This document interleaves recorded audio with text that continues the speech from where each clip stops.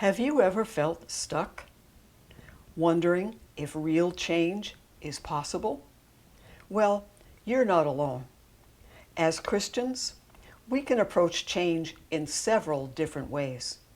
In this video, The Power to Change, Embracing God's Transforming Grace, I want to share with you how God's grace can empower you to experience real and lasting change and transformation. And I'm going to give you 3 practical keys. Welcome to Arise and Shine with me, Christine Raymond, where I help you to know God, find freedom, and fulfill your purpose. If you find this content helpful, take a moment to hit the subscribe button so you won't miss new videos when they come out. Well, let's jump right in. Many Christians come to Christ and receive God's gift of eternal life. We know that we're washed clean of sin and guilt. We've been given a new start and a new nature, and it's all by the power and the grace of God as a gift. But then, we might come to believe that we're expected and responsible to become a good person or live a good Christian life after that. And this might be out of good motives such as gratitude for what Christ has done for us. We may think, well, Jesus has done all that for me. The least I can do is live a good life for him. Or it may be out of a common misunderstanding. We came to Christ by faith, and we live our Christian life the same way by faith, not by works or our own efforts to prove our love or to earn God's approval. Trying to live a good Christian life in your own strength or ability is doomed to fail. As believers and new creations, we have the desire to live a godly life, but we don't have the ability to do so on our own. Philippians chapter 1, verses 12 to 13 says, "Therefore, my dear friends, continue to work out your salvation with fear and trembling, for it is God who works in you both to will and to do for his good pleasure." Now, if you focus on the first part, it sounds a little scary, right? Continue to work out. There's that work, there's that effort. Your salvation with fear and trembling, maybe with awe or reverence. But as he continues, you see how we are able to do that. For it is God who works in you, both to will and to do for his good pleasure. So God himself within us, in the person of the Holy Spirit, is the one who is working within us for us to work out or grow into our salvation.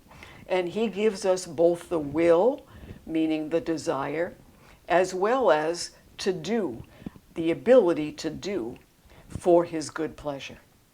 So the good news is, it is God working in us, giving us the desire and the ability to do what is pleasing to him. The Holy Spirit who lives inside us is the one who gives us the power to change, to grow, to live a life that glorifies God. Now, these can be simple things. I'm thinking of a pastor friend of ours, and if you sat under his ministry at all, it wasn't long before you heard, "Help me, Jesus. Help me, Jesus."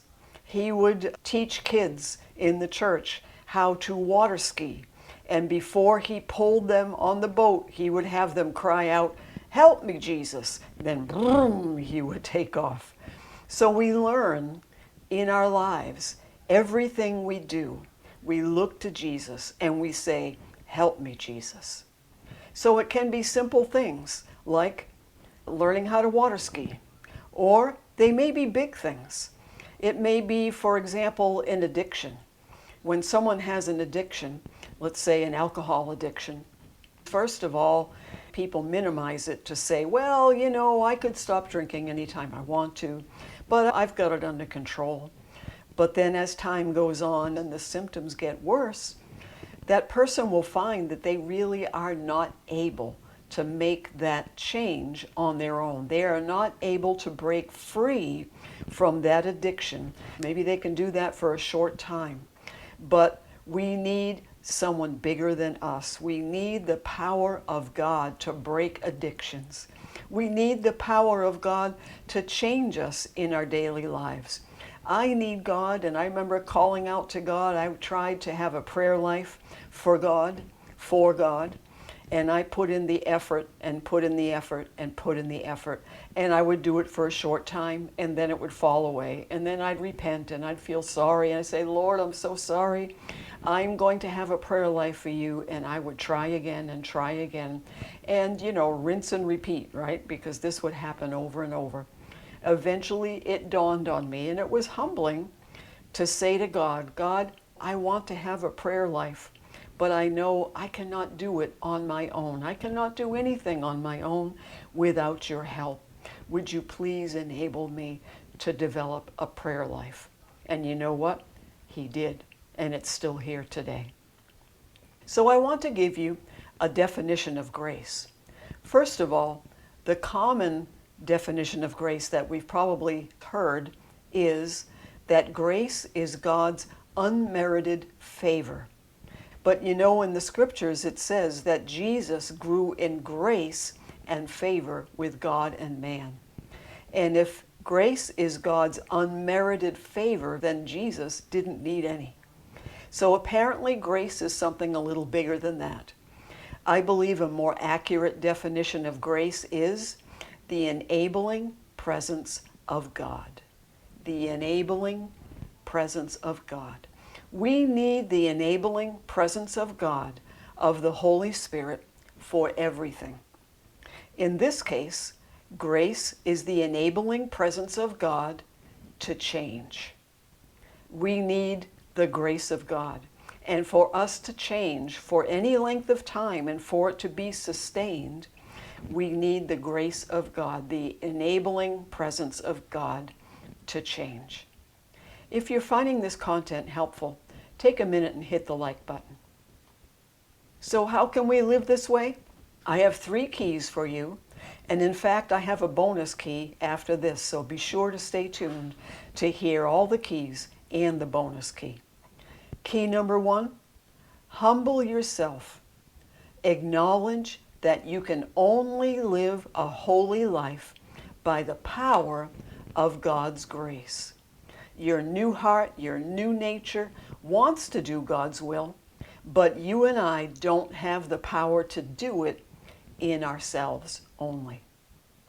So we need the grace of God. We need the ability of God to do what He would have us to do, to live the way He wants us to live, to change and to be transformed into the image of Jesus, which is His purpose for us. Key number 2, surrender yourself to the Holy Spirit daily. You've probably heard me say that Romans 12, 1 and 2 are favorite scriptures of mine, scriptures I use pretty much every day. So I'm going to read to you Romans 12, 1. It says, therefore, I urge you, brothers and sisters, in view of God's mercy, to offer your bodies as a living sacrifice, holy and pleasing to God. This is your true and proper worship. It is His grace, the power to change. So we offer ourselves to Him as a living sacrifice to live through us, that He would be our source and that we would receive what we need to walk in a way that pleases Him. In fact, it's not you and I that walk alone to please God. It's as we partner with Him. Holy Spirit and our human spirit, when you're a born-again Christian, are one. And so as we partner with the Holy Spirit, my spirit, God's Spirit, every day, trusting Him to lead us and to empower us to be transformed more and more and more. This is how lasting change and transformation takes place. And key number 3, renewing the mind. Romans 12:2 goes on and speaks about the renewing of the mind. First it says, surrender yourself to the Spirit, giving yourself as a daily sacrifice, a living sacrifice. The next verse says, don't be conformed to this world, but be transformed by the renewing of your mind. And the renewing of your mind is a total transformation of how you think. We've been trained by our world's culture in how we think, in our perceptions, in our desires. And so we've been trained this way for many, many years. And so these things are habits. They're habits in our body. They're habits in our ways of thinking. They're patterns of thinking. So as we spend time in God's written word, the Bible, we learn how God thinks. And daily, as we choose to align our thoughts with God's word, this leads to lasting change. So what are the 3 keys again? Humble yourself, acknowledge that you cannot live a holy life in your own strength, but only by the power of God's grace. Key number 2, surrender yourself to the Holy Spirit daily, for Him to live through you, to partner with the Holy Spirit and to walk with Him as He leads us and enables us by His grace to be transformed and changed. And key number 3, renewing the mind. We've been programmed by our culture, by what we see on the TV. We've been programmed by what we see on social media, by what our family of origin may have said, or other people have said that was negative, that was not according to God's word. We need to spend time in God's written word so we can learn how He thinks, and then we choose to align our thoughts with God's word, and this leads to lasting change. So I do have a bonus key for you, and the bonus key is community. We are designed for relationships. We are not made to live life alone. We are made for a relationship with God and relationships with other people. And as Christians, in order to be transformed, in order to walk out this new godly life with Jesus, with the Spirit, we need to be part of a community or a group of other believers in order to live the Christian life. It's almost impossible to live the Christian life alone. In fact, it's God Himself that said, do not forsake the assembling of yourselves together. Why do we need to be together? Well, we need other people's encouragement. We need their wisdom, their insight, their accountability. It helps us. And so we help those who we are in contact with, and we are open with Christians that we're close with so that we can stay in this place of change and transformation. I'd like to ask you this question. In what ways have you experienced God's grace? Take a minute and write it in the comments below. Your likes and comments help these videos out a lot to reach other people. And if you'd like to make a donation to help these videos to reach more people, there's a link in the comments below that you can use to donate. So if this video blessed you, I think you'll like this video.